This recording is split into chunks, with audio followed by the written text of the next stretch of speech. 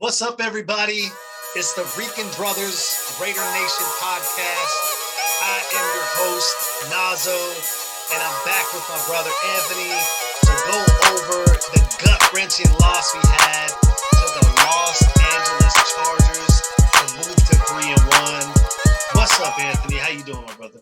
I'm doing great, man. I'm doing great. More importantly, how are you doing after that? Let's just say poor showing. Let's use some restraint and just say it was a poor showing. Man, I'm actually doing good. It's just, there are things that we noticed along every game that kind of was a reoccurring theme that we knew had to improve. Like the better teams are going to expose some of your flaws. And this was a game where, hey, they exposed some of our flaws and it's okay. Like, we still haven't put together a full game. We're sitting here going into week 5 and we're 3-1. Most folks thought we were going to be sitting here at 1-3. So I'm not mad. Like, we lost to a Chargers team that outplayed us. They were prepared and we got off to probably one of the slowest starts of the year. I mean, what do you think about it?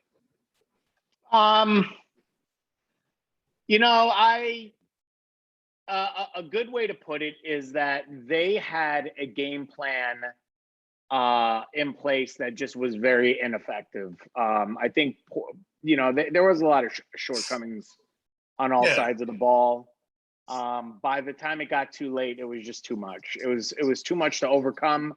And, hopefully we can rebound this week and, learn from some lessons from this weekend. So, without further ado, I think we should just kind of jump into it and do the deep dive. Yeah. And, we're going to go over the offense, the defense, how everyone kind of played. And then I definitely want to bring up some stuff in regards to, getting this offensive line stronger, because I kind of did some research here on some potential guards and tackles we can go after. There have been some reports that I want to share as well, but the big thing that kind of really tore me up was the injuries. Damon Arnett went out with a groin injury. He didn't look that great, to be honest with you, but I don't know if he's just playing he's just playing lost and he's not really picked up the system yet, or maybe he has been dealing with injuries, but he went out with a groin injury after replacing Trayvon Mullen.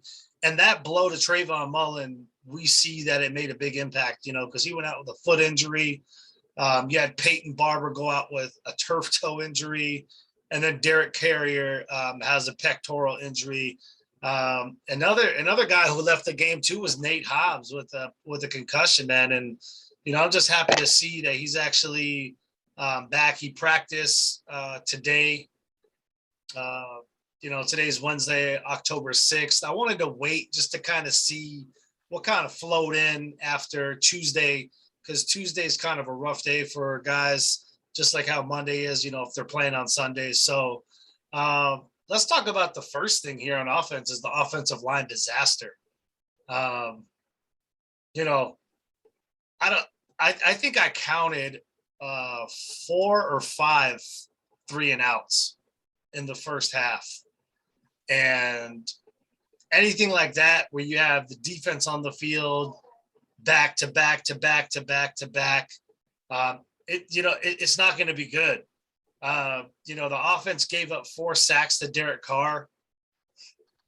And I don't know, I'm just really pissed because we kind of knew it was going to go like this, as far as, just how porous our offensive line is. Because, yes, we did go cheap on it just because they're younger, but they are faster and more athletic. But what did you feel about just the really slow start and how it really kind of put us down and out early? I'm gonna say it right as it is, man. I love you. Shit. I got a lot of love for the Raiders and stuff, but Alex Leatherwood needs to step up, man. He needs to be better. He got beat bad, multiple occasions. You're going up against Joey Bosa. I feel like the game plan should have been a little bit more clear and concise as far as how to get him under wraps a little bit better. Yeah. I feel like the disruption on that side was bad. And, like we spoke about that, right? We spoke about that as far as keys to success. And I just think that it just never followed through. How two guys who have full-time jobs and do what we do and then do this for fun and have a good time about talking about the Raiders can point things out, and the coaching staff doesn't identify or doesn't implement the game plan and make changes as the game is actually happening. Yeah. Now, granted, in the second half, I feel like there was, there was some improvement, but at the same time, like you said, there were some key losses on the defensive side of the ball, which, and we were texting during the game. Damon Arnett, he was in there for what, like maybe 3 series, and he's in there. And I don't even think that, and then he's gone for the game. You know what I mean? And you even made the comment to me that you were just like, he's not even going to really do anything. He's getting beat pretty bad. So, I think overall you have some chances to add to the secondary. You've definitely identified some weaknesses in the game plan. I will say one thing that you pointed out, and I was getting pretty pissed off while watching the game. Really no calls, for on the defensive or offensive line, really, that were blatantly obvious holds. Just real dirty play by the line of the Chargers against the Raiders. And it seemed like the officials just like blatantly didn't call shit. It seemed very slanted in the first half, and then in the second half, it seemed like there were some more fair calls. But I mean, how did you feel about like just blatantly missed calls? I just want to say the head referee who ref that game, we've never won a game when he's ref that game. So and that's a problem to me. If that doesn't tell you kind of everything, and I'm not saying the refs beat us, but let's just call it what it is. I mean, it's not a fucking secret when it comes to the same person who's the head referee who's in the game, and we've lost every time, especially, the favorability in calls. I wanted to really touch on the offensive line, but I know you brought up the defense. I mean, I think Max Crosby was getting held every fucking play, man. And like, I think they called it maybe 2 or 3 times, if that. And it's just like, I understand you got to let guys play, but when you're blatantly holding and you're not getting any calls, it gets frustrating when you're trying to just play the game. And then, on top of that, calls that should have been made to bring plays back, they're just like first down, moving right down the field. And it's just one of those things where it's like, you know what, we'll have our time again. And hey, it'll be in Vegas. So I think it'll be more favorable to us next time. The head referee who was in that game, man, it's just like, that's not a skewed number. That's definitely something that is very blatantly obvious on, the history behind that. Yeah. But as far as the offensive line is concerned, I know you brought up Alex Leatherwood, and I think it was a combination of just everyone. Like, I didn't see Jordan Simmons start. I know that we projected that on ESPN. Right. John Simpson was in there. Yeah. But, from what I saw, Illuminar had the second highest grade for the offensive line in that game, right? So from the offensive lineman, that is. But I mean, the left guard for us, John Simpson, was just terrible. Andre James was terrible. And, Alex Leatherwood he came together towards the end. But I mean, I made a comment on Twitter, and I know that with the right tackle, they're supposed to be pushing those ends out. Yep. But if there's a guy who blatantly beats you to the outside, like, you have to move your feet in a manner to push him back inside or position your body. Because if you're going to get beat like that, you have to do something to at least give Derek Carr a chance to either step up, make a move with his feet. And I just didn't see that. Now, I'm not saying Alex Leather would quit and he just wasn't, putting his all in, but he's got to mature a little bit faster because he is an intelligent lineman. I just think that being at right tackle, he's not fully playing in his position because I think right guard is more of his position. But you have to have that intelligence level on the offensive line to just reposition your body so your quarterback isn't just getting ate up like that. And I mean, let's not forget, the Chargers are a good defense. Like, I'll give it to them. They got a good team, but we made them look, like way, way better than they actually are. Okay. And it all had to do with our porous offensive line. So, they gave up 4 sacks, and I think it was 7 QB hits that I totaled as far as how many times he was hit. And it's got to be better. You can't go down 21 points going into halftime and expect to come back, even though the second half, man, like, they got in a position where they could have been 21-17. Daniel Carlson hits that 52-yarder. It's a total different game, I think, because you're only down 4 points at that point. Yeah, third quarter was magic time, man. The belief and the electricity was there. Yeah. But then, like you said, Carlson misses that field goal. They start running the ball, keeping it on the ground more with Eckler. They're starting to play that numbers game, milk the clock. You put another touchdown in the end zone, and that basically like sums it up, man. That seals a deal right there. And the thing is it's like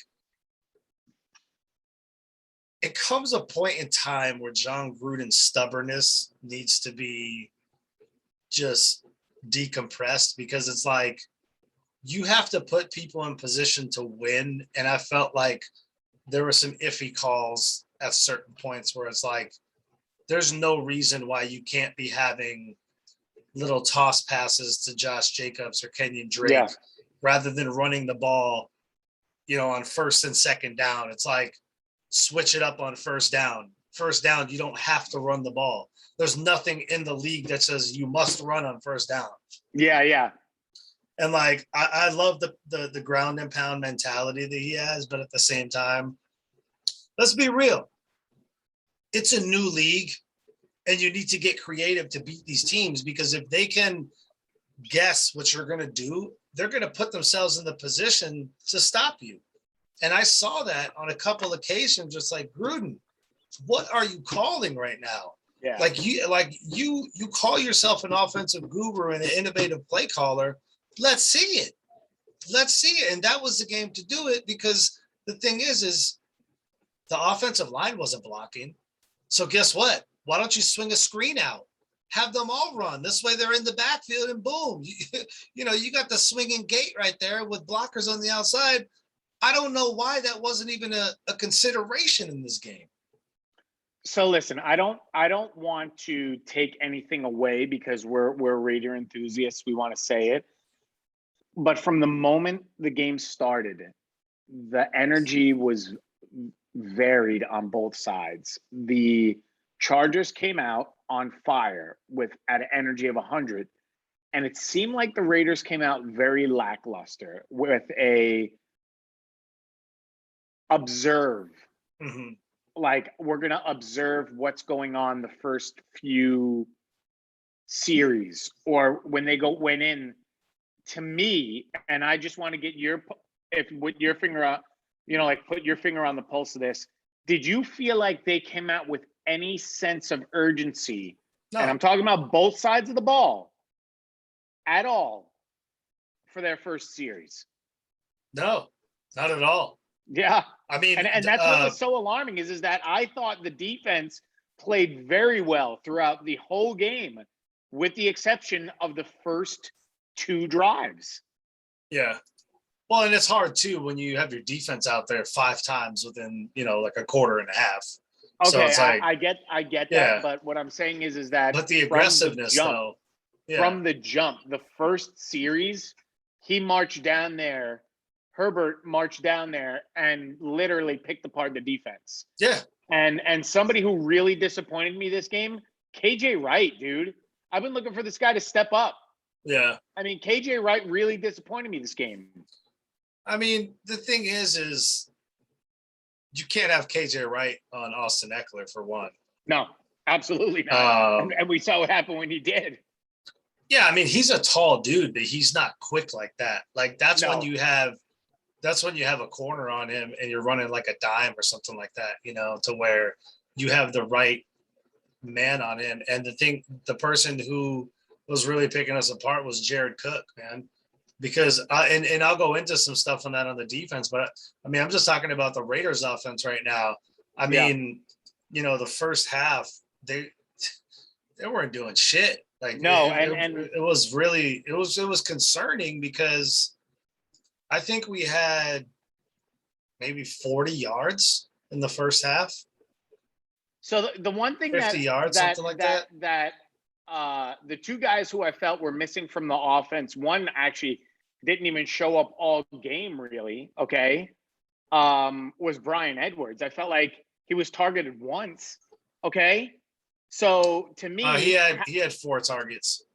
Did he really? Yeah, he had 4 targets. He only caught. He only had one pass. Yeah, one pass for 4 yards. But he was open on some plays where Derek Carr was getting rushed, and there's nothing you can do about that, The other guy though is that if we're going to talk about success and about having a game plan, and that game plan being foiled by the defense, you have to have guys that you can go to.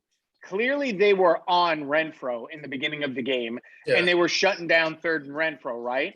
But I don't remember, and you correct me if I'm wrong, I didn't see them going to Waller nearly as much as they kind of should have for reliability in the first 2 series. Like, if you're going to do that, and Jacobs is coming up short, you're going for Renfro, and he's coming up short. They targeted Ruggs a few times. That was shut down. Why are you not going to Waller? Yeah. And that was the thing that I was so upset about. I was like, you targeted the shit out of him in the first game to the point where it was ridiculous and he was failing.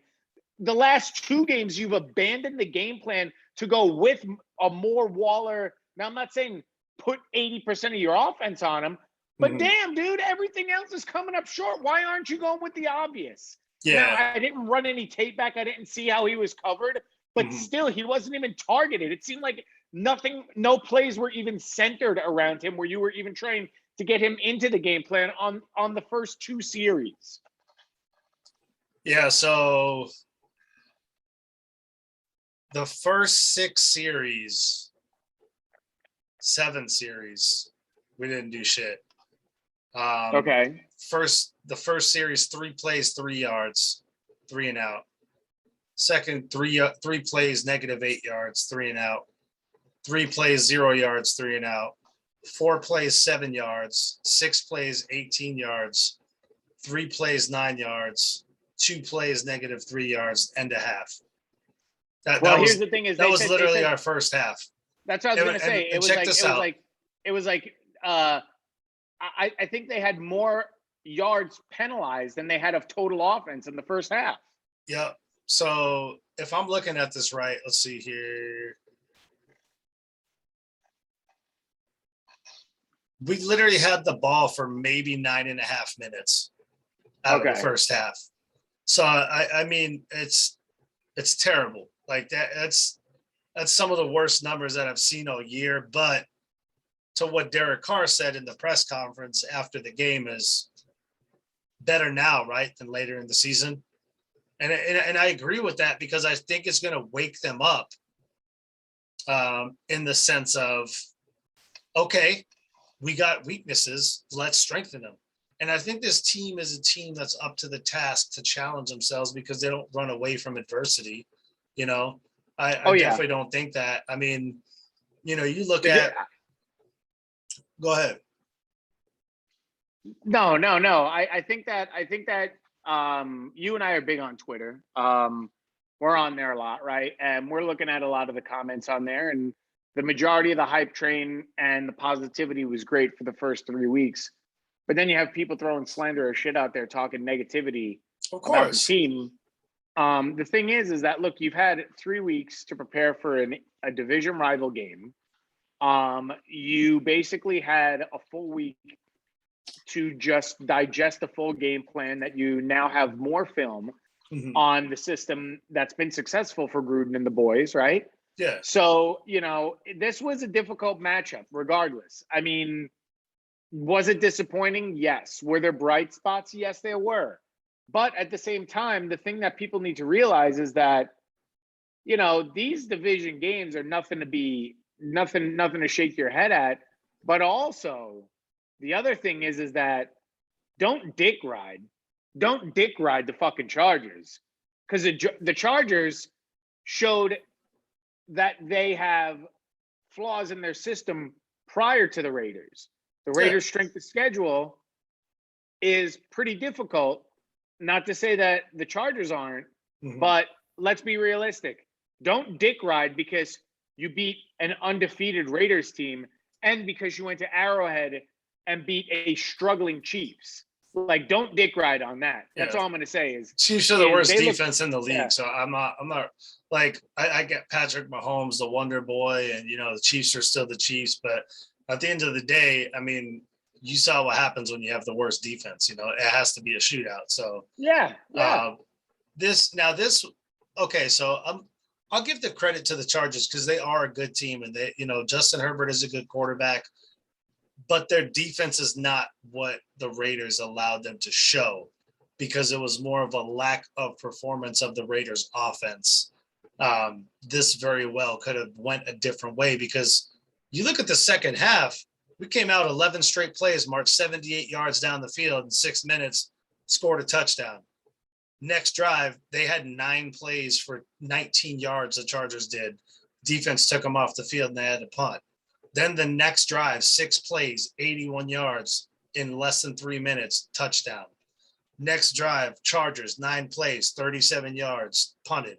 Then we went down 5 plays, 52 yards, and we missed that field goal. And that was the pivotal point, because just say we went for it on 4th down and got it. We're talking about a different game right there, because I mean, let's look at it this way. The second half, we made the adjustments of the offensive line that we needed to.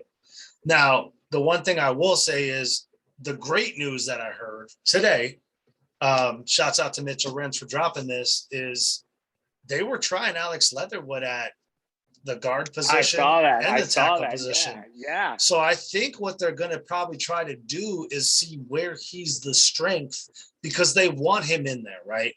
The deal was to have him at right tackle. But who's to say that we can't make him one of our guards and strengthen up the guard position? So this way we could swing in Brandon Parker, who is serviceable.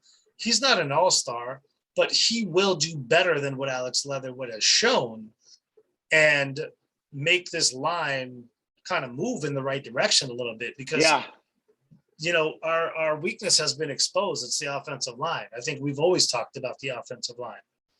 And, go down to that missed field goal. I mean, bro, we put the Chargers in great field position for them to go and get a touchdown. So it's not like they marched down the field 80 yards on us and that was it. I mean, granted, it was 58 yards, but the defense had a hand in that, where they were doing some work on them, and then they gave up a play at the end. And I'm really not in agreement with Joey Bosa and talking shit about Derek Carr, because one thing I will say is Derek Carr isn't soft. He's just smarter now.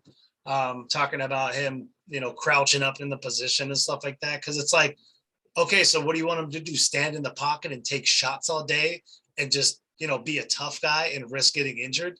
That's the dumbest shit I've ever seen or heard, So it's like he's playing the long game, covering up. I'll give you the sack and I'll live to play another play, because I mean, he was marching down there. He wasn't folding. You know, Shannon Sharp said it best. And Shannon Sharp does not like the Raiders. He said Derek Carr is not pitching his 10 up and folding up and packing it home. No. He marched down the field twice, back-to-back drives, and put 14 points on the board and drove the boys down, and then put them in a position to where they could make that field goal. Now, you know, they make the field goal, it's a whole different other game. You know, we're looking at 21-17, and I know it's just ifs and buts, but the thing is it's there. It's just the slow start finally caught up to us. And I think that's a wake-up call. So my question to you is, because I want to get into maybe some potentials that we could look at as far as offensive linemen before we switch over to defense. What was the one thing that you saw offensively, whether it was in the pass game or run game, that you could say you were happy to see, or that maybe is like an immediate like thing that needs to be addressed? So for me, like I said, I mean, we talked about it. It was alarming how badly Leatherwood was getting beat, and it was in succession. That's what alarmed me, is that he didn't get beat and then rebound. I think there were 2 series where he was beat pretty bad, and it was like a couple of plays, and then he got called for a holding. And it's like, bro, like, you need to step your game up, like bounce off your teammates, like figure out what you can do, come up with a team plan, a game plan, like adjust, talk, communicate, figure things out, you know? I really I'm glad you brought that tweet up today, because to me that says we need this guy as part of our offense. He's going to be an integral part of the line, but he just is getting beat right now in this area and he needs more work. So let's move him down and find other areas. I really liked seeing that just from the tweet alone. Where it goes as far as gameplay, going to be difficult. I mean, going to be nice to see. But, I mean, I really thought that left side of the line was pretty beat up. That alarmed me. With Colton Miller? Side, yeah? No, Colton Miller's on the left side. I mean, he was the highest graded lineman. Okay, but John Simpson was getting beat though, and like that, man, that was hurting, because that's when they brought in Jordan Simmons. So they must have been fed up with whatever John Simpson was doing. But it was the right side of the line that you're referencing to, though. It was the right side. I apologize. Yeah, no, you're good. Yeah, and the thing is, like you said, they obviously want him to be a part of this line. Yeah. And from the tape that I've seen, because again, I'm not this guy, you know, we're not the guys who are going to sit and break down tape, because there are some amazing Raider YouTube, you know, content dudes out there who break down tape amazingly.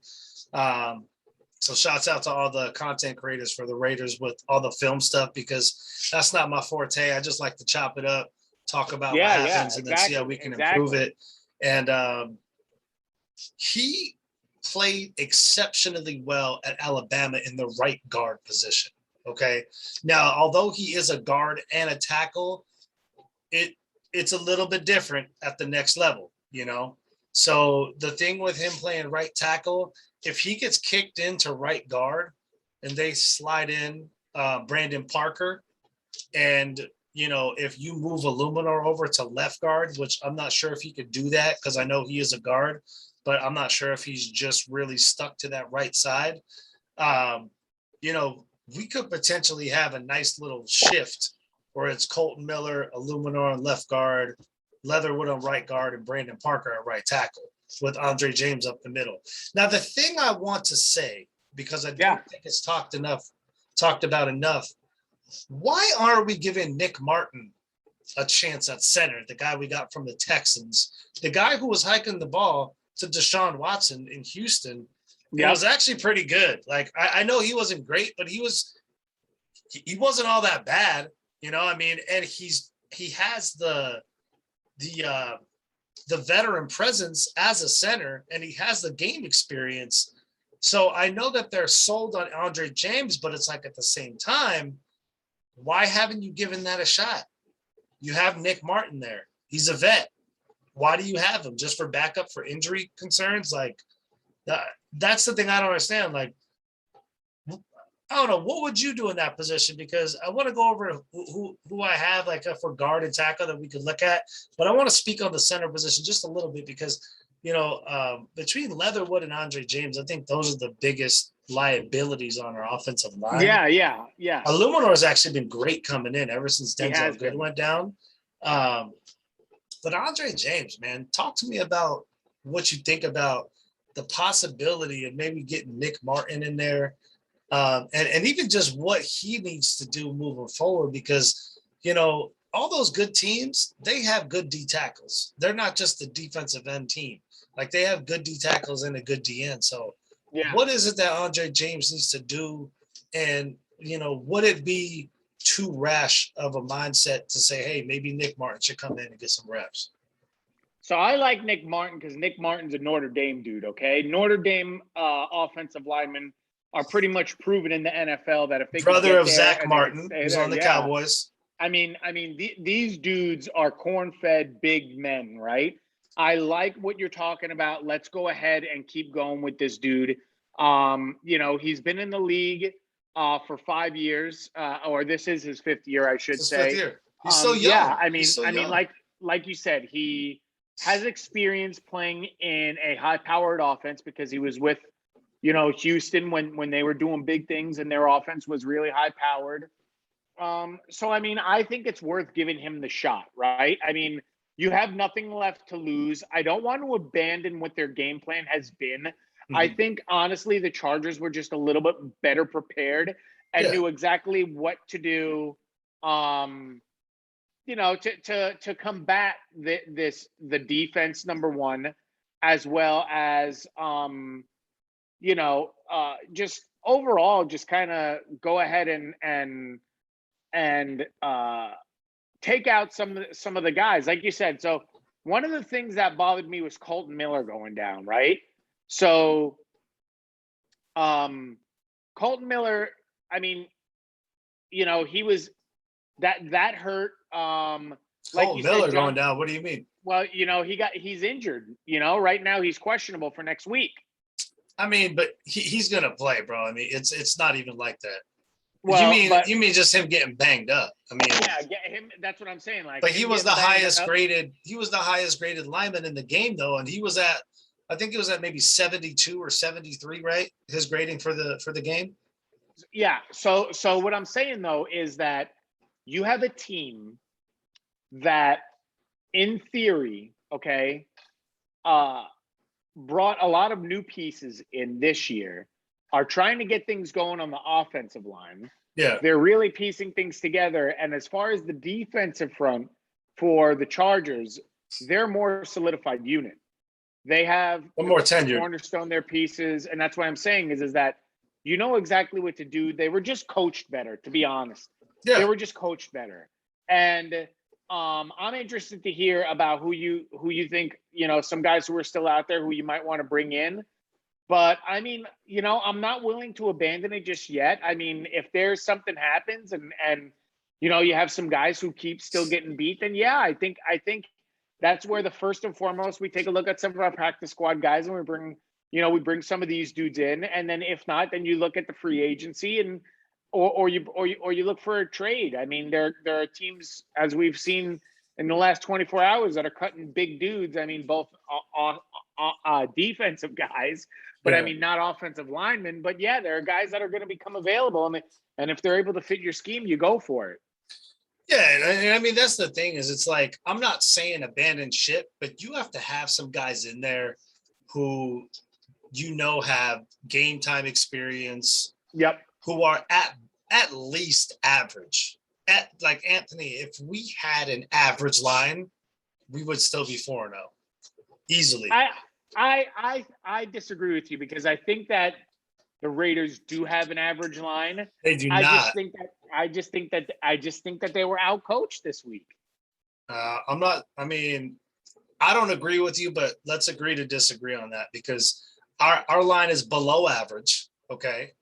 And it shows. I mean, we're 3-1. So let me just run through my list here. And this is who I'm looking at as far as like guards, and I just wanted to pull up, their profiles. So this way I know, the size difference that we're talking about from person to person here. So the first guy I'm looking at is, Forrest Lamp. He is a free agent. He was actually with the Chargers last year, believe it or not. And, he's 6'4", 310. He gave up one sack last year. Right now, I don't even know where he is. I mean, he's just a free agent, so I'm assuming that he's coming off a injury. Just because of the fact of, he was drafted in 2017 by the Chargers, and he was considered one of the better interior offensive linemen, in that draft in 2017. So that is our number one guard that we can be looking at, Forrest Lamp. Okay. So secondarily, I have David DeCastro. I like that name, dude. Yeah, David DeCastro. He was on the Steelers. Yep. And the thing is with David DeCastro is, I know he was coming off of an injury, but isn't he with the Ravens right now, though? No, that's Andre Villanueva you're probably thinking about. Oh, Villanueva, you're right. I'm sorry. Yeah, so I mean, he needed ankle surgery, and the thing is he has, like, he didn't have a problem with retirement, which that kind of bothered me because he had to get a surgery on his ankle for a third time. And he tried to fix it last year, but the bone spurs that he had kept coming back. So it hurt him pretty bad all year. So he underwent surgery, and now he is 31, but I mean, the guy, he was proven, he was a good proven top guard. And it's just one of those things where that's probably not somebody that we'll get, but he's out there, right? He's out there. He may have some injury concerns. So Forrest Lamp is still number one. A guy that I think you might like, maybe not like him because he was on the Seattle Seahawks, but DJ Fluker. Fluker, he's 30 years old, 6'5", and, he came in the league when he was in 2013 for the Chargers, which is kind of funny. And, he is one of those guys that he's still available. I mean, 6'5", 350 pounds, he is the prototype for Tom Cable. He fits that prototype. And you're not wrong. Why not bring him in and just see what he could do? Because right now, our backups scare me. We're playing with backups right now, damn near. Okay. So, if I could rank them, I would say Forrest Lamp would be one. I'd have DJ Fluker. Actually, hold on. I'd actually have Nick Easton number two. He's 6'3", 303. And, he's a relatively young guy too right now. I mean, he came in the league in 2015, played with both the Ravens and the 49ers.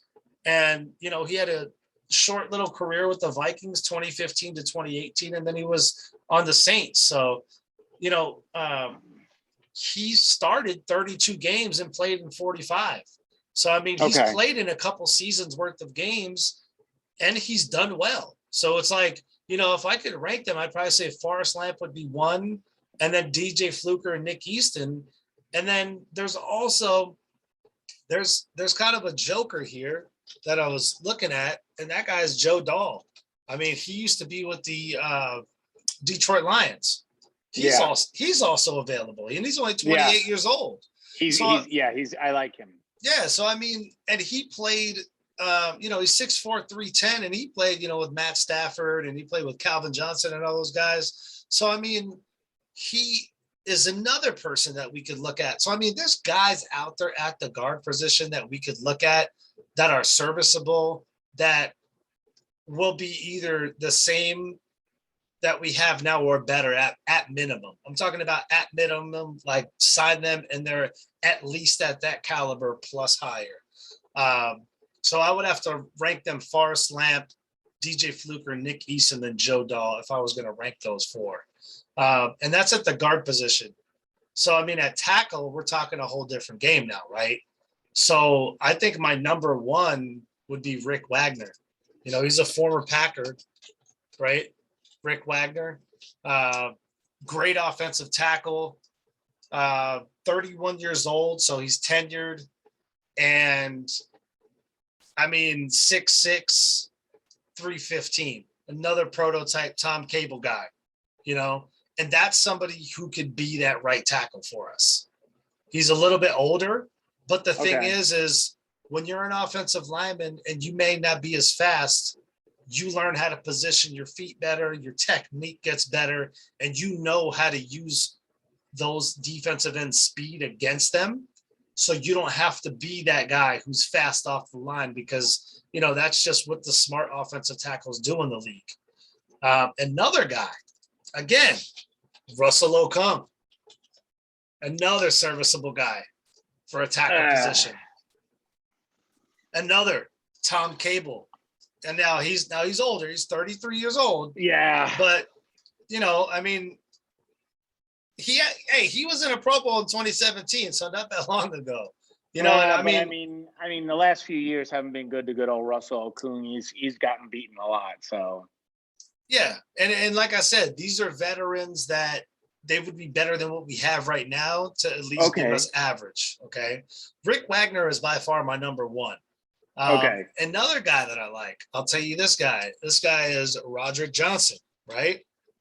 Now, Roderick Johnson, let me see here. Roderick Johnson, he was with the Miami Dolphins last, I want to say, or maybe he is with them right now. I mean, as far as I knew, he was actually still a free agent. So unless that changed, let's see here. Yeah, Roderick Johnson, as far as I know, he is a free agent. And that would be another guy that we could bring in, right? But, Rick Wagner, I would still say, is the top guy. And then Mitchell Schwartz. Mitchell Schwartz was at Kansas City. I don't think he's that great. And, I would say if I was going to pick, Rick Wagner would be first. Roderick Johnson would be second. And then Mitchell Schwartz, and then Russell Okung. That's kind of how I would rank those guys. But, there are options out there. Again, it's just something to consider because our offensive linemen up to this point, and I got to throw these two out there because I totally forgot. I didn't even include those. The top guard that I would consider is Laurent Duvernay-Tardif from the Kansas City Chiefs. Okay. He's on the trading block right now. We would probably have to give up maybe a fourth rounder for him. I would do that any day of the week because he is a starting caliber guard and it would immediately make us better. And that's at the guard position. And then another player that I totally forgot about is the tackle from the Philadelphia Eagles, Andre Dillard. Andre Dillard, you may need to give him, you may need to give up a little bit more capital for, but these are people who we could get on our squad that would improve our offensive line unit. Now, I know it's not going to be, day one, you hit the ground running, you're gelling and all that stuff. Still have to go through those learning, struggles and just the learning curve. But at the same time, these are folks that will get our team better. Yeah. So, what are your thoughts as far as possibly going out and getting one of these guys? Like I said, I think that they have to have a plan of action in place by the end of this week. You have to have something ready to go by week 5, because if they come out and they are beat again the way that it was, you need to implement that backup plan immediately, because you don't want to start off at 3-0. Yeah. Go 3-2, and then all of a sudden find yourself as a 500 team at 3-3 after 6 games. Yeah. That's not the way that you came out, right? Exactly. Because then you're talking about another lackluster start. So whatever you got planned, you need to get that started immediately, okay? Now, I talked about a few guys that, whoever they got on their practice squad, they need to kind of audition them, put them in.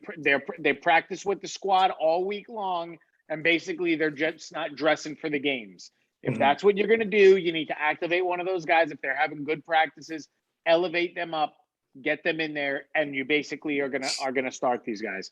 If not, like you said, you have to go out and you have to go get one of these top tier guys. You said a couple of names out there that I don't really like because I just think that they're old. Yeah. I just think that they're worn out from the NFL.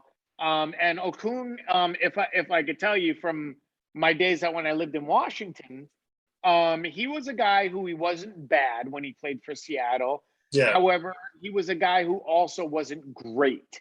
Yeah. And I know that he had flirted around with trying to go to a few different teams, and it never really worked out for them. So I understand what you're saying about you want to implement something and it's better than what you currently have now.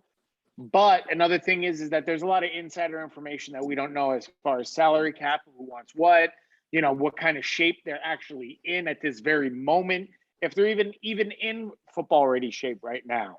Yeah. So, the guy that you mentioned that I really like and who I was looking up just a minute ago was that Mitchell Schwartz. He used to be on Kansas City. He was somebody who I honestly thought was going to get picked up by now. Yeah.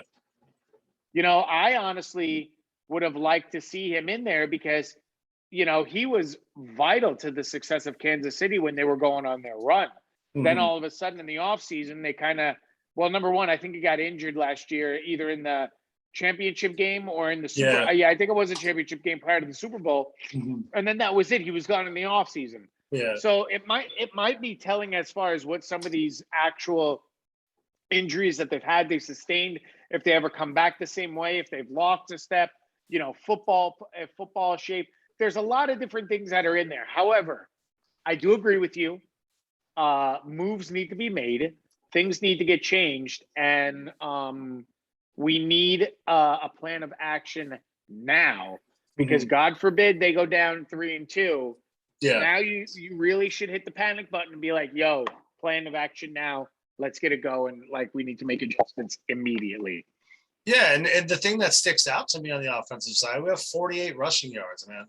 48 rushing yards. The ball hasn't been moved well rushing, and we talked about that. Josh Jacobs had 40 of those yards, and he was injured. So it's like, you can't have a guy behind you who's still, he's still battling injuries, but he's tough as shit. We need to get him some blocking. We need to get him some space. And it's just the run opens up the pass, man. And the thing is, it's not helping anyone out, just what we're doing right now. So I'm glad that they're moving Alex Leatherwood around. I'm glad that they're starting to innovate some things, some changes, because I can tell you the conversation that Tom Cable and John Gruden had was probably not a friendly one after the game. And they probably were at each other's necks, because if I know John Gruden, he doesn't accept that type of performance. And Tom Cable is no slouch himself with being aggressive. So I could just picture how that conversation went. Now they know that they have a task ahead of them and what they have to do. But I know Tom Cable and John Gruden definitely had a nice conversation of what has to happen in order for their success. Because the thing is at the end of the day, it is a team game, and we need that offensive unit playing as well as the defensive unit, which kind of segues me into how, badly I feel with the injuries that run rampant on our defense and the cornerback, especially cornerback position, because, Casey Hayward did get banged up a little bit, but he played. As far as the injury report, like I was mentioning to you today, Damon Arnett didn't part. We got Nate Hobbs, who was surprisingly a full participant, but Trayvon Mullen did not part. And you know how critical Trayvon Mullen is to this cornerback unit. Yeah. And you know what I do want to say, because I kind of want to work from the back up front to the front end, is Amik Robertson played really fucking good, man. Oh, yeah. And the thing that's crazy to me that people keep saying, his height.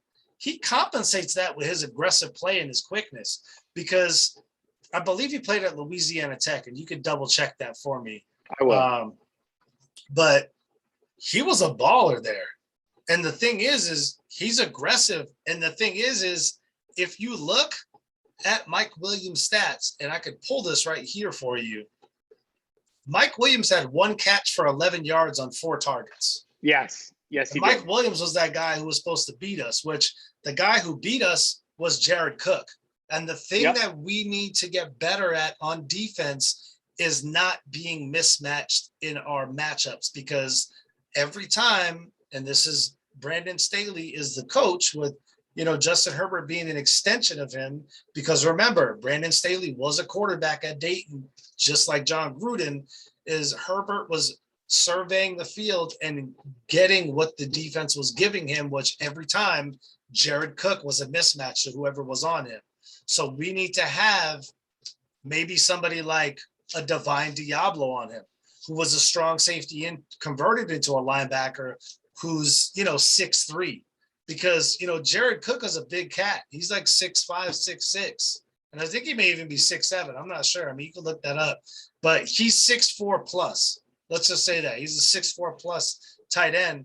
Now, he had 6 receptions for 70 yards with the TD, but he had some very critical third down receptions that we needed somebody who manned up better on him. And that's one thing I will give Justin Herbert, hats off to him, is he was surveying the field and he was really looking at that mismatch. And 9 times out of 10, it was Jared Cook. It was either Eckler or Cook. Eckler had a running back on him who was mismatched, or Cook had a running back or a linebacker that was on him that was mismatched. So it's like, how did you feel about the overall performance of the cornerbacks?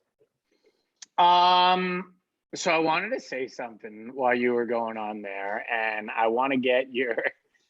So I thought that the cornerbacks really So our starters played like dog shit to start with. Okay. Again, you called it out where, Hayward again played some very favorable ball. They were even talking about it on the telecast where they were saying, this is definitely a game that he's definitely emotional about, because he used to play with the Chargers, right? Mm-hmm. And I thought he played a great game.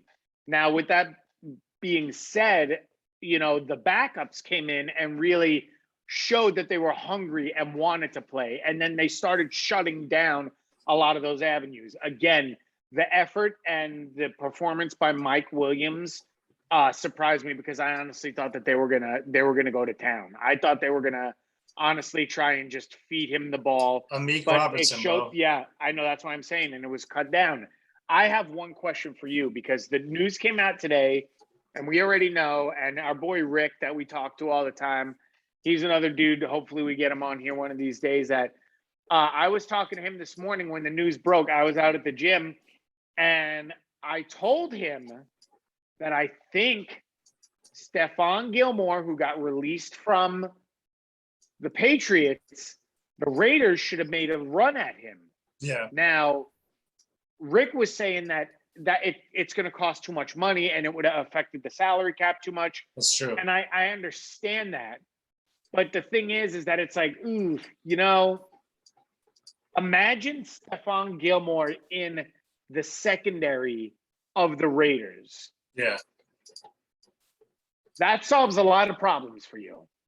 You have another veteran who's a Pro Bowler, who's got a ring. Oh, he's got 3 rings. Yeah. But that's what I'm saying. Yeah, but the thing is you bring that in, and that influences your younger guys in there. Yeah, so there's a couple things. I mean, one, the price tag. We didn't have the price. We didn't have the available money to pay his price tag. 2, in the trade, I think, what was it, like a 6th rounder or a 4th rounder that they got for him from Carolina? 6th rounder. So a 6th rounder got traded. And then the thing is we don't even know how good he's going to be, because he's been on the PUP and he's eligible back, I think, week 7? Yep. So I get it. Stephon Gilmore, he's probably better than, most of the cornerbacks on our team, but we're going younger, and the price tags on everyone who's on our squad is not high. I like Casey Hayward kind of, taking on that lead role of the alpha dog on that defense, even though he's a quiet leader. But the thing is, Trayvon Mullen, we saw that the cornerback from the Chargers practice squad got picked up today and signed to the active roster. I don't know how to pronounce his name, so if you could look him up, that'd be great, just because I don't know how to pronounce his name. Trayvon Mullen, the injury to him scares me, because that guy is our CB1. Like, let's just talk about it. I mean, he's our CB1. The guy from Clemson, he was a great pickup. Damon Arnett, I'm not trying to be a dick, but I could care less because he's either been injured, concussed, or just unable to play the position. What I'd like to see happen is I'd like to see Amik Robertson step up. Now we're getting Keyshawn Nixon back from the IR, who's another young cornerback who Paul Gunther really didn't know how to use. And he actually started coming on in preseason because he was actually playing alongside Nate Hobbs, and they were actually doing really well. So I'm excited to see what he could do within Gus Bradley's defense, because with the guy that they signed from the Chargers and then Keyshawn Nixon being in that rotation, I think we'll be able to actually play fast, even though it will be a smaller core. But Trayvon Mullen's injury does scare me because he is a 6'3" cornerback who's usually on the number one, and he's been playing great this year. So, prayers up for him and hope for a speedy recovery with his foot. I'm not sure what it is yet, so we'll find out more probably tomorrow. But I liked what we did, for having the amount of injuries we had for the Raiders defense and our guys, young guys coming in and stepping up. I thought it was great. Trayvon Merrick actually had one of his best games, I think, too. He had a real key pass breakup. I remember we were talking, when the game was going on, because I was working, unfortunately, but I made sure that I was unavailable at work and still watching the game. That pass breakup he had was great. What did you see out of him and Abram? Because Abram's been playing out of his mind, man. I don't think he gets enough attention and enough respect for how well and how under control he's been playing. Yeah, what'd you find out on the guy with the Chargers? What's his name? It's hard to say. His last name starts with an F, right? Fakeson? Yeah, and his first name is Brandon? Brandon Fakeson. Brandon Fakeson, okay. Yeah, it's like Facyon. Okay. Facian? Yeah. Facian, maybe? Yeah, I'm not sure. Yeah, but Gus has to see something in him. You know what I'm saying? If he's getting signed from a practice squad straight to the active roster. And I also want you to talk about one other guy when you talk about Abram and Merrick. Clinton Dix, because come on, man. Something's got to happen here with him. Like, he's got to be out on the field. So here's the thing. I'm uncertain as far as what their plan is of what they're doing with him. Yeah. But like you said, it's kind of shit or get off the pot now for Clinton Dix. He's been in the organization for roughly 3 to 4 weeks now. What are you doing? He's not on the field. You have areas that need population. It's not something that you have a star-studded lineup that he shouldn't get an opportunity. You have nothing to lose. I think this week you have the Bears coming up, and we'll talk about this next show, where you have a young squad. You have a young quarterback who is going to make mistakes, okay? Yeah. This is your opportunity to try shit out and still feel comfortable enough that if you have to pull the reins back and be like, oh shit, let's go ahead and tighten down, you're able to do that this week. Yeah. I'd like to see Clinton Dix. Let me just rewind a little bit. So John Abram wasn't as involved as I'd like. He was in there. He was laying some wood like I pretty much thought he would. But at the same time, like I said, I think, and this is tough for me to say, the Raiders got out-coached this week. I felt like they had all the answers to everything the Raiders were going to do. Yeah. Now, whether that's something that it's Gruden's system and they know exactly how to stop that, if they look at previous tape, let's not also forget they practiced, I believe, together in the preseason. No, that was the Rams. No, that was the Rams. I'm sorry. You're right. But the thing is that, bro, there's 3 games worth of tape to look at already. You can figure it out. You have people to dissect film. Maybe this was a wake-up call for everybody in the organization, I should say, for them to be like, yo, it's time for us to make a adjustment. We need to move some personnel around. And again, we need to start getting some people involved in the game plan. Clinton Dix has to be one of them. I'm interested to see what's going to happen with the Leatherwood experiment and moving him around. And like you said, if there are free agents out there that we can get that are going to fit into our scheme and that you want to give them a shot because you see other things are falling short, in summation, I just think that it's got to happen now. Like, this is the week that you got to do what you got to do because you want to succeed. You want things to come to fruition now. Yeah. So the Chargers defensive coordinator is Ronaldo Hill, which he sounds like a fucking soap opera star. No, like a soap opera, like a character or something. But yeah, man, I mean, he knew how to dial it up, against, the Raiders offense, and he knew how to expose our weakness with the offensive line. But, when it came to the defense, the only thing that really made me pissed was on our front seven was the run defense, because we were getting pressure on the quarterback and passing plays, but our run defense, we gave up way too many yards. If I could look at it here, 168 rushing yards. That can't happen. That's one thing that I will say is with next week with the Bears coming to town, that's going to be a point of emphasis for Gus Bradley. It has to be. And the thing is, if I'm looking at the PFF grades here for our squad, which Max Crosby, again, man, he PFF grade of 85. I want this guy to get some more sacks, man, because I'm tired of him getting held. I'm tired of him getting the shit end of the stick with no calls going in his favor. And then him getting, lit up on those late hits on the quarterback, which, you know what? I don't care if he gets a late hit on the quarterback. Just make sure you're deep down in there on their own territory. This way we could, at least be able to give up a couple of yards. But Carl Nassib has been playing out of his mind too. Oh, dude, he had a good game this week. Dude, and did you see him getting held too? And I mean, Don't get me wrong, he has good extension too. And I've noticed that he's progressively gotten better each week, when he does play. Trayvon Merrick was the third highest Raider, 78.7 ranked. Casey Hayward, 74.3. And then Colton Miller was the highest offensive player at 73.6. So you have four defensive players, Crosby, Nassib, Merrick, and Hayward, who we all expected to do well.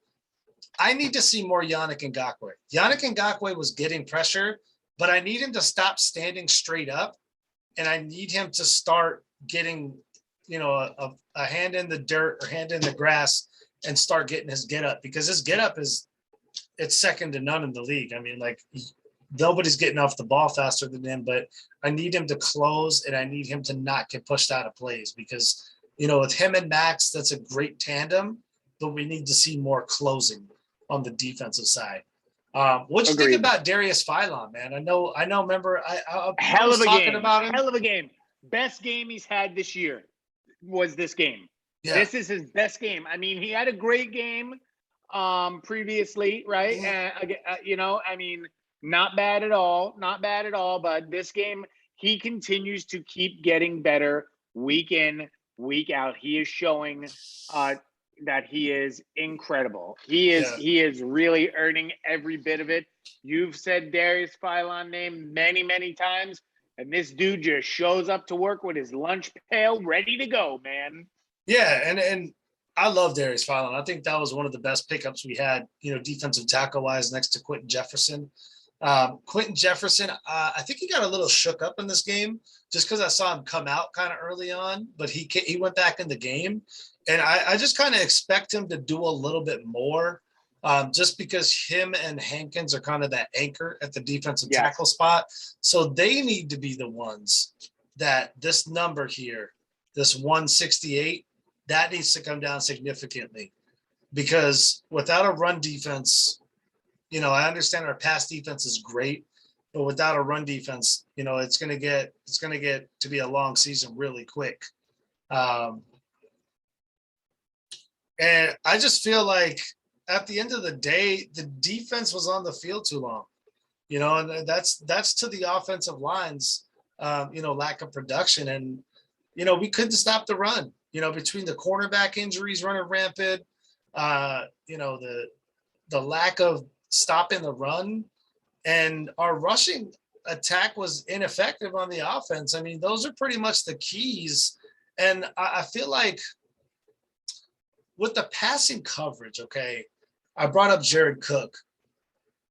We can't allow those mismatches to happen. We need to have better personnel to match up with the opposing personnel, because if we have a game like the Chargers, they're always going to find that one mismatch and exploit it every game, and we can't have it. Because I don't know if you were looking at the past 2 seasons, but the tight end was always a mismatch for us, was it not? Correct. That was like one big thing that the Raiders really needed to get on. And it's like, listen, Jared Cook exposed us, Jared Cook is good because, he was real good on the Raiders, but he's not that good. He's not like a top 5 tight end, right? So the thing is we need to have better personnel calls with Gus Bradley matching up, with that tight end playing those bigger receivers, because Louis Riddick said, they got NBA player size receivers. What are you thinking, with just kind of wrapping up here, as far as the defense? I mean, what do you think was like the positive and the negatives to the defense? I felt the second half adjustments that were made in both up front, the defensive line, and also I don't know, like the secondary, it was shoddy, bro. I mean, that's my honest opinion. But you said a key, the key to the game. You leave your defense on the field that long, I don't care championship caliber or not, you're going to get your ass beat that day. That's all there is to it. Now, it's a team game. The offense needs to get going, okay? But again, we talked about that at the top of the podcast. We were talking about how there really was no gel. It seemed like they came out very low energy. The game plan was same as usual. Tap into your other assets on the team to get the ball rolling. And that's honestly what they did in the keys to victory in the prior 3 weeks was they spread the ball around. And that was great. Now, again, your defense is on the field way too long. That's where you lost the battle. They tried their hardest. Game plan, the prep, I got to give it up to the Chargers. But again, you said there'll be a rematch. Let's see what it's like when they come to Las Vegas and see what happens.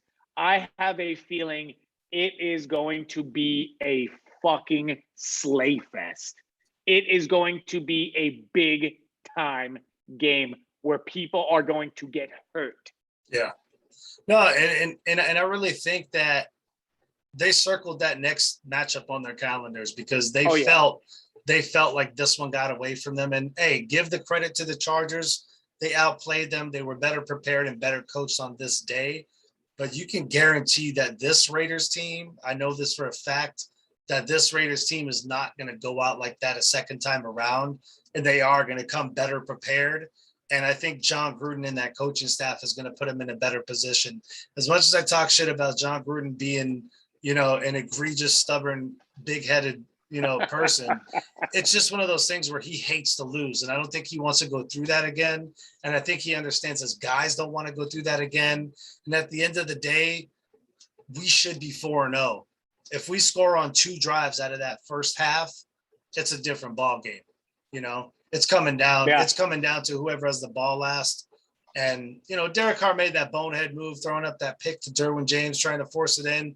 But like you said, the key in, the offense was you got to feed Waller early and often. You got to feed it early and often because it opens up the other people. It'll have them doubling up on him and opening up those other receivers so we can spread the ball out, like you said. So any final thoughts before we kind of wrap this up here? I just want to say one thing. I thought it was hilarious at the end of the first half when John Gruden was just on the sideline. They're showing him, mouthing to the referees and just mouthing to his guys. He's like, "Can we get one fucking playoff without a flag being thrown?" He's like, "All we're trying to do is snap the fucking ball." Yeah. You know what I mean? And I mean that truly what it was. It was all frustration. They rebounded well. My final thought for the week is this: tune up, learn your lessons, move on. The game is over. It's very difficult to have an undefeated season. You don't need to be undefeated in this league. You need to just play the war of attrition, stick with your game plan, learn from your mistakes. Week 4 is over. We're moving on to week 5. In week 5, new effort, new chance. Let's get the dub. Yeah, no, I totally agree. It's go time now. Learn from your mistakes. Appreciate the fact that, you know, a team in your division showed you what you need to work on. Get better at it. You know, you have, 5 more division games that they'll have. So, I mean, you know, they'll play the Chargers once more. They'll play the Chiefs 2 more times and the Broncos 2 more times. So there's no reason why they still can't at least make it into the playoffs, if not win the division, because I guarantee that the Chargers do not go undefeated in the division. So, yes, they're a great team. Much respect. Hats off to them winning. But the Raiders are going to bounce back strong. You know, they're going to learn from the mistakes. I think they're going to get coached up. You know, they got their ass chewings out of the way. You know, they had a great day in practice today after watching the press conference. And as always, man, Raider Nation, you know, we're 3-1 after 4 weeks, moving into week 5. The arrow's pointing up. Again, I just wanted to thank you guys again for joining us for another episode. This right here is episode 8 of the Rican Brothers Raider Nation podcast. You can find me at Twitter at EPHTRIBE, Eve Tribe.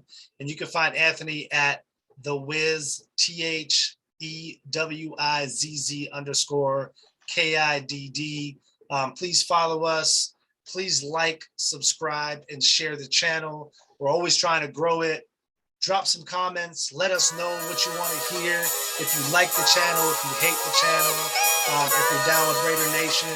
Again, we're always down to help support other channels. And if you got one of your own,